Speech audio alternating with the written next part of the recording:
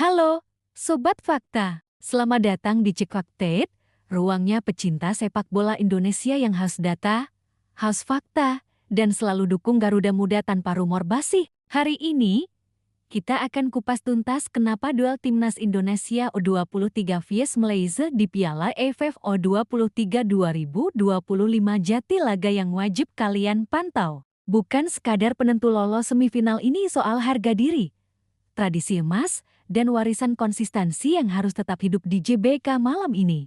Apakah Garuda Muda sanggup menambah daftar prestasi? Apakah Malaysia bakal jadi batu sandungan? Dan bagaimana peluang Jens Raven, Arhan Fikri, serta pasukan Gerald Van den Burg menjaga rekor sempurna? Pegang dulu cemilan kalian.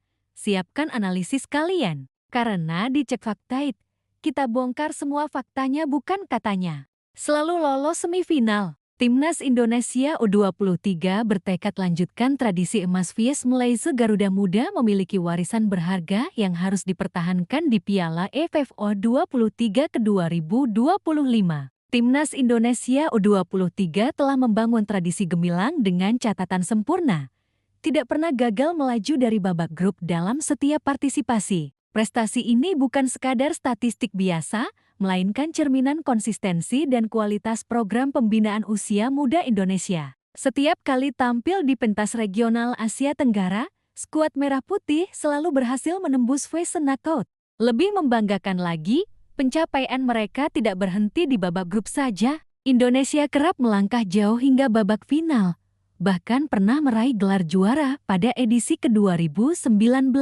Kini, tantangan terbesar menunggu di depan mata. Duel melawan Malaysia U23 akan menentukan apakah tradisi emas ini bisa berlanjut atau justru terhenti untuk pertama kalinya. Konsistensi gemilang dalam sejarah partisipasi Piala AFF U23 2025 memasuki edisi kelima sejak digelar pertama kali. Dari dua partisipasi terakhir pada 2019 dan 2023, Indonesia selalu tampil sebagai kekuatan yang diperhitungkan di kawasan. Pencapaian ini menunjukkan stabilitas program pengembangan sepak bola usia muda Indonesia. Terlepas dari pergantian pelatih dan regenerasi pemain, standar performa tetap terjaga pada level tinggi. Konsistensi ini menjadi modal psikologis yang berharga bagi skuad Gerald Van den Burg. Para pemain memiliki beban moral untuk melanjutkan jejak prestasi pendahulu mereka. Tradisi lolos semifinal bahkan sudah menjadi ekspektasi minimum bagi publik Indonesia. Kegagalan di babak grup akan menjadi kejutan besar sekaligus kekecewaan yang mendalam. Memori manis gelar perdana 2019.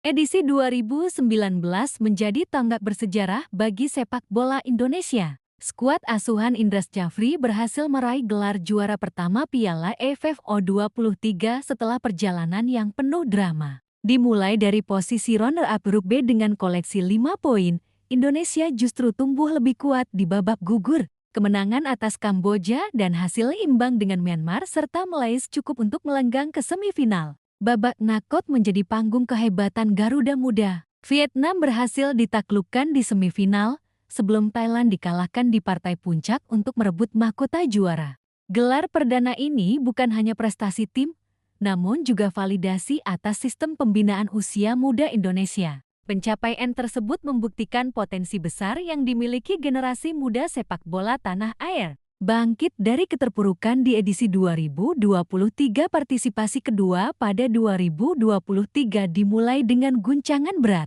Di bawah asuhan Shin Tae-yong, Indonesia terpukul oleh Malaysia di laga pembuka dengan kekalahan yang menyakitkan. Namun, mental juara tetap mengalir dalam darah para pemain muda. Mereka bangkit dengan kemenangan telak atas Timor Leste dan berhasil lolos sebagai runner-up terbaik grup.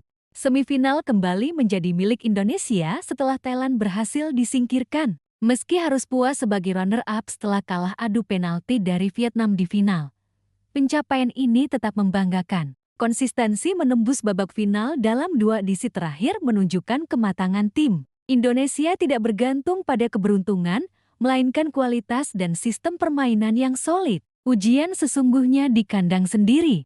Stadion utama Gelora Bung Karno akan menyaksikan ujian terberat tradisi Indonesia pada Senin, 21 Juli tahun 2025 pukul 20 WIB. Duel melawan Malaysia menjadi penentu kelanjutan rekor sempurna di babak grup. Posisi Indonesia di puncak grup A dengan 6 poin memberikan keuntungan psikologis. Hasil imbang sudah cukup untuk memastikan tiket semifinal sekaligus status juara grup. Namun, bermain aman bukanlah karakter Garuda Muda. Dukungan puluhan ribu supporter di GBK seharusnya menjadi energi tambahan untuk meraih kemenangan yang lebih bermakna.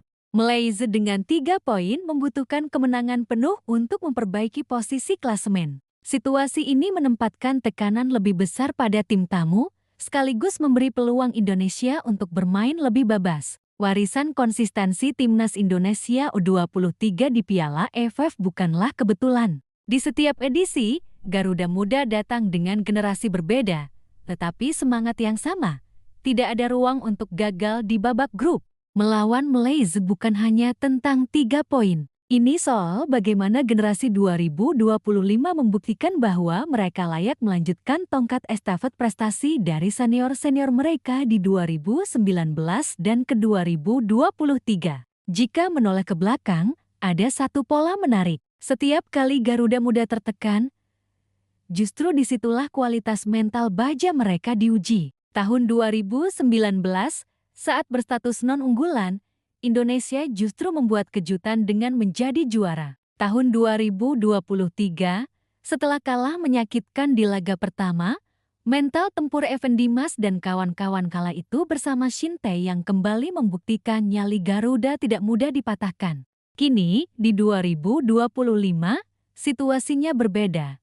Indonesia jadi tuan rumah. Harapan publik berlipat ganda. Ekspektasi tinggi. Kemenangan dianggap kewajiban, bukan lagi sekadar target. Jika ada satu faktor pembeda yang selalu memihak Timnas Indonesia, itu adalah Stadion Utama Gelora Bung Karno. Puluhan ribu supporter, Chen membahana, genderang tak henti-henti atmosfer yang membuat lawan kerap kehilangan fokus. Malaysia sudah sering merasakan bagaimana sulitnya mencuri poin di GBK. Bahkan di level senior, duel Indonesia vs Malaysia selalu panas. Di level U23, rivalitas ini pun tak kalah membara.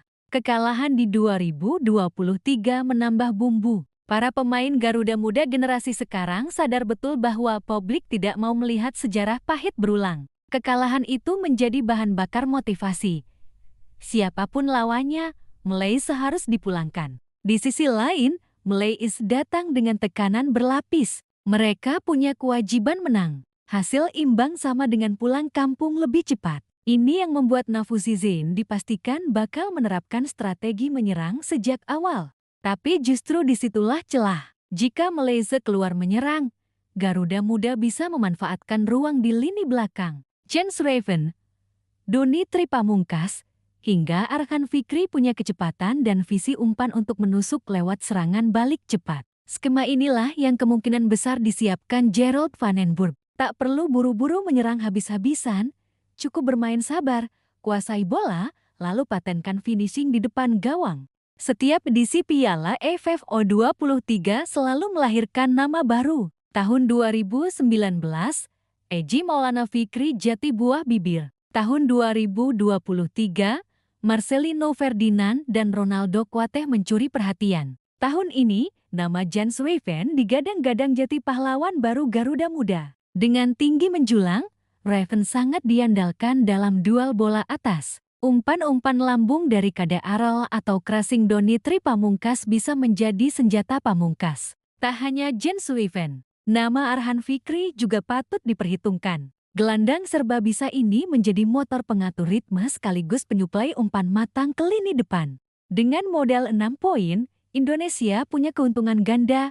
Imbang cukup, menang lebih memuaskan publik. Kalah, risiko gagal lolos masih terbuka jika Filipina menang telak lawan Brunei. Skenario terburuk, Indonesia kalah telak, lalu Filipina menang besar lawan Brunei ini bisa membuat Filipina mencuri status juara grup atau runner-up terbaik. Artinya, Garuda Muda tidak boleh lengah. Melawan Malaysia adalah laga hidup mati meski status di klasemen tampak aman.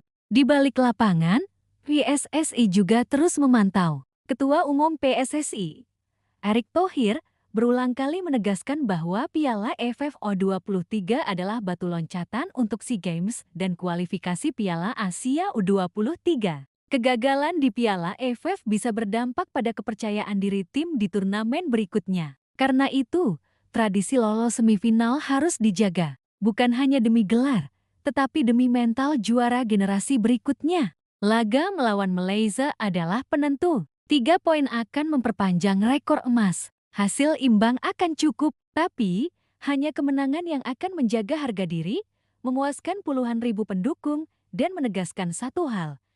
Garuda Muda tetap yang terbaik di Asia Tenggara. Terima kasih sudah menonton Cek Fakta. Jangan lupa like, komen, share, dan subscribe channel ini agar kamu tidak ketinggalan fakta-fakta panas seputar Timnas Indonesia U23 di Piala AFF, SEA Games, kualifikasi Asia, hingga Piala Dunia. Ingat, dukung Garuda Muda dengan fakta, bukan rumor. Sampai jumpa di konten berikutnya. Salam fakta, salam Garuda.